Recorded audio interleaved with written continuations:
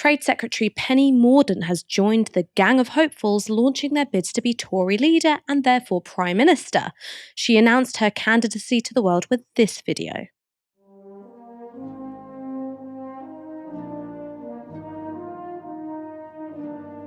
We're starting the process of electing a new leader of the Conservative Party. The party will have a new leader. The nation will have a new Prime Minister. We must choose this person with solemnity and wisdom. We must choose not just for ourselves, but for all of us. We must think of those that came before and of the generations to come. The world they inherit will be decided by the character of the person you select. They will colour every aspect of our institutions.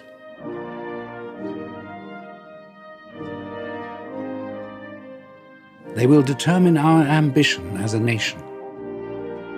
In this contest, there will be a focus on policy and what we will do.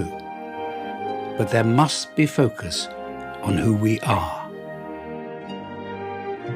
It will affect both our reputation, our government, and that of our country.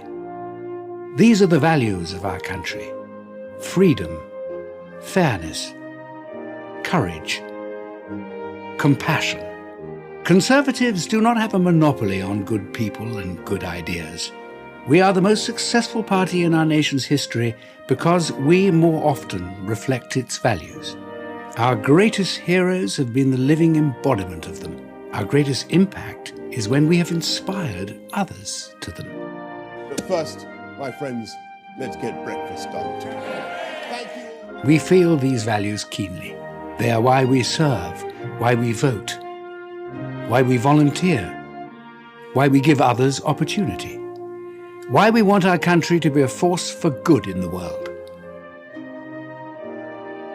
These values matter more now than at any time in our history. They must be upheld by our leaders. When it comes to leadership, we must change our approach. We need a return to confidence. We need a return to clear policies. We need more than just a plan. We need teamwork to deliver it.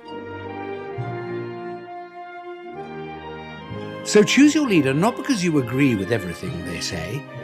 Choose them because you trust their motives. Our leadership has to change. It needs to become a little less about the leader and a lot more about the ship. I'm Penny Mordaunt, and I'm ready to serve as the next leader of the Conservative Party.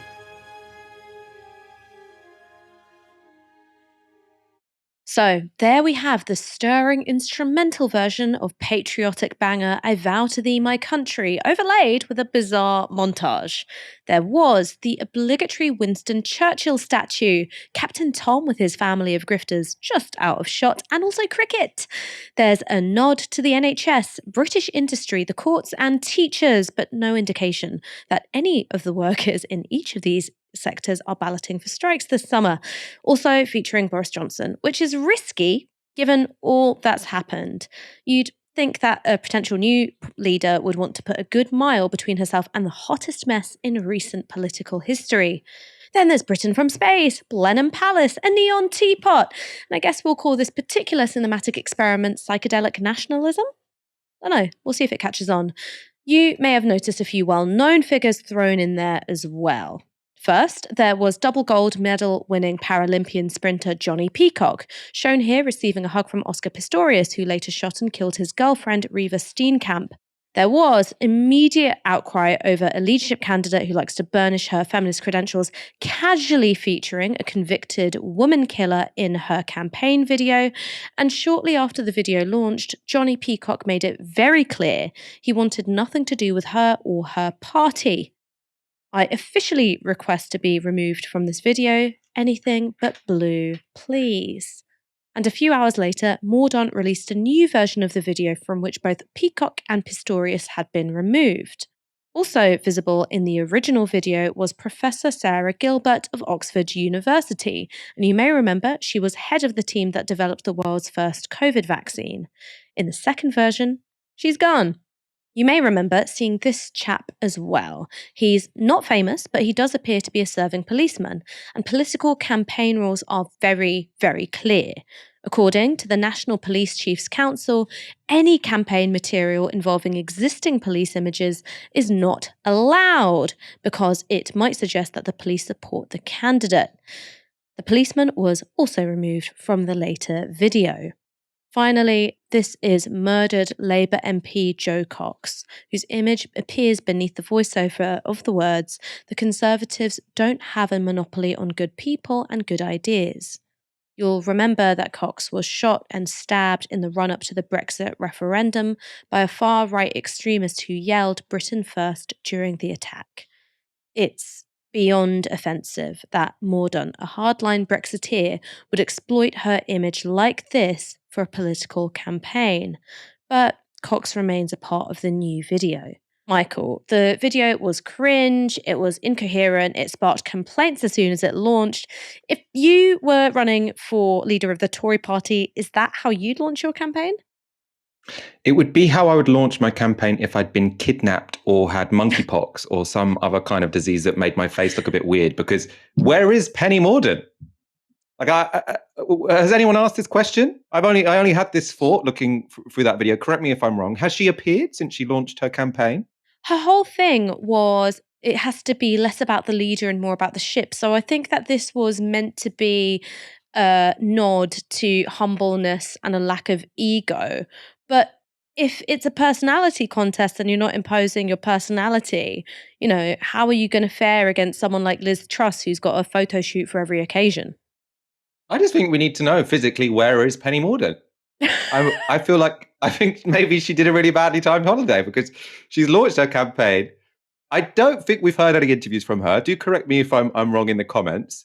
Her launch video was completely bizarre. Like, it was something from Little Britain. When I first saw that, I had to double check that the Penny Mordaunt Twitter account wasn't a fake one, where someone gets that blue tick and then they change their name to Penny Mordaunt before they get suspended and put out a ridiculous video. Because that was bizarre.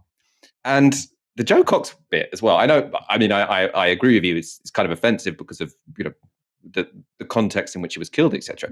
But I also just find it a bit weird. If the point she's trying to make is, look, I'm a tolerant person. There are people I disagree with who I also think are virtuous. Who I don't think we have a monopoly on good ideas. Well, name someone who you disagree with but respect who isn't dead. It just seems a bit weird that the only person she can find who she has some respect for but disagrees with has, well, tragically in that case, passed away, was murdered. Is there not an alive Labour MP who you think might have the odd good idea? Because you're not going to be very good at working, in terms of sort of cross-party issues if you only respect people who died. It all seems incredibly bizarre to me. And yeah, I'll go back to my original point. Where is Penny Mordaunt? All of us here at Novara Media are working harder than ever to keep scrutinising establishment politicians and the media barons who protect them. We don't have billionaire funders. We don't have advertising partnerships. We're funded entirely by you. If you've ever thought about supporting us, now's the time to go to novaramedia.com/support and donate anything you can from just £1 per month. Defy the corporate media. Join our monthly supporters and help build our supporter base to 10,000 strong.